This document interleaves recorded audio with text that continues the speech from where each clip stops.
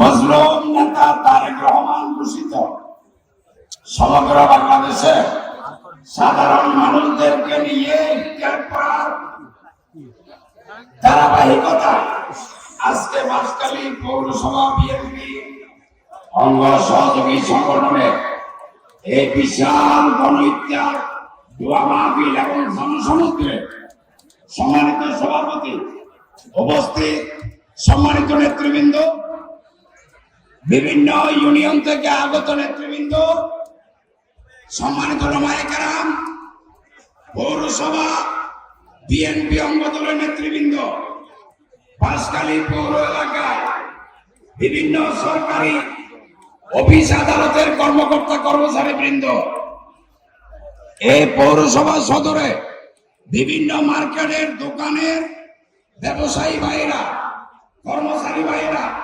প্রশাসনের সাথে সম্পৃক্ত বিভিন্ন কর্মকর্তা ভাইরা এবং তৃতীয় চতুর্থ শ্রেণীর কর্মচারী ভাইরা, পুলিশ বিভাগের ইন্সপেক্টর, সাব ইন্সপেক্টর, কনস্টেবল বৃন্দ, এই পৌর সদরে সিএনজি চালক, অটো রিক্সা চালক, বাস চালক এবং বিভিন্ন গণপরিবহনে শ্রমিক বৃন্দ, বিভিন্ন শিক্ষা প্রতিষ্ঠানের শিক্ষক বৃন্দ, বিভিন্ন পেশার সর্বস্তরের জনসাধারণ, আসসালামু আলাইকুম ওয়া রাহমাতুল্লাহি ওয়া বারাকাতুহু।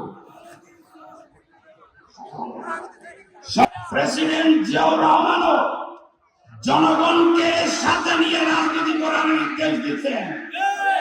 বেগম খালেদা জিয়ার নির্দেশনাও ছিল সাধারণ মানুষকে নিয়ে রাজনীতি করা। বর্তমান আমাদের নেতা মজলুম তারেক রহমানেরও নির্দেশনা আছে সাধারণ মানুষকে নিয়ে রাজনীতি করা। তার এই ধারাবাহিকতা আজকের এই ইফতার মাহফিল।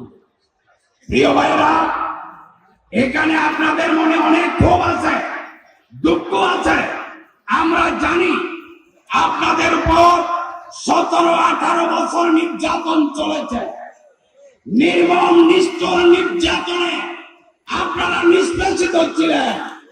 আপনাদের মতো আমি লিয়াকত আলীও অমানসিক, অমানবিক নির্যাতনের শিকার হয়েছিলাম, ঠিক কিনা? সমগ্র বাংলাদেশে যারাই বিএনপির কথা বলেছে, যারাই শেখ হাসিনার বিরুদ্ধে বলেছে, যারাই বিরোধী দলের কর্মসূচি পালন করেছে, সকলের উপর নির্যাতন চলেছে। আমার উপর কি নির্যাতন চলেছে আপনারা তো দেখেছেন। কোন প্রতিদ্বন্দ্বী আছে? কোন প্রতিদ্বন্দ্বীকে দেখেছেন? কারণ যিনি সবচেয়ে বেশি নির্যাতিত, যার 2টি সন্তানকে মঈনুদ্দিন ফখরুদ্দিন দোতলা থেকে ফেলে দিয়ে মেরুদণ্ড ভেঙে ফেলেছিল, যিনার ছোট সন্তান চিকিৎসাধীন অবস্থায় মালয়েশিয়ায় মৃত্যুবরণ করেছে, আর বড় সন্তান 17 বছর বাংলাদেশ থেকে লন্ডনের নির্বাসনে থাকতে বাধ্য হয়েছে, যাকে 40 বছরের স্মৃতি বিজড়িত বাড়ি থেকে টেনে হিসেবে বের করে দেওয়া হয়েছিল, যাকে এই বৃদ্ধ বয়সে 4 বছর বন্দী রাখা হয়েছিল, সেই জনতার নেত্রী, গণতন্ত্রের মা, দেশ নেত্রী, আমার মাতৃতুল্য নেত্রী বেগম খালেদা জিয়া তখন সবকিছু মাফ করে দিয়েছেন, আমরাও মাফ করে দিয়েছি। তবে জনগণের ক্ষতি যেগুলো করেছে, গণতান্ত্রিক সরকার নির্বাচিত হওয়ার পরে ইনশাআল্লাহ পর্যায়ক্রমে সবগুলো আইনি বিচার হবে। আমাদেরকে বলেছেন প্রতিহিংসা না দেখার জন্য, আমরা কোথাও প্রতিহিংসা দেখাই নাই। আজকে সময় সংক্ষিপ্ত, বক্তব্য দীর্ঘায়িত করছি না। বর্তমান সরকারকে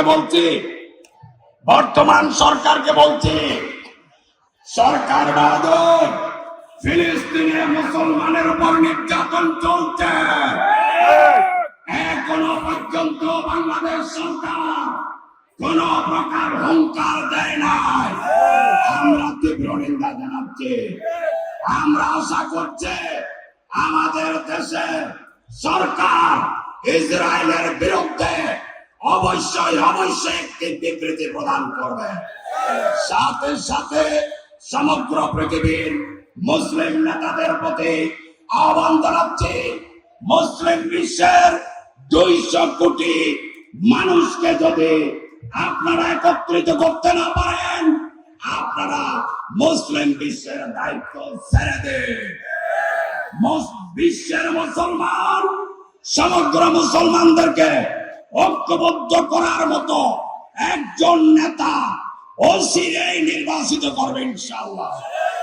আজকের এই ইফতার মাহফিলে আল্লাহ পাক রব্বুল আলামিনের কাছে আবেদন জানাই, হে আল্লাহ, ফিলিস্তিনের আমাদের মুসলমান ভাইদের জন্য সমগ্র পৃথিবীর 200 কোটি মুসলমানকে একত্রিত করার জন্য একজন নেতা আমাদেরকে দান করুন।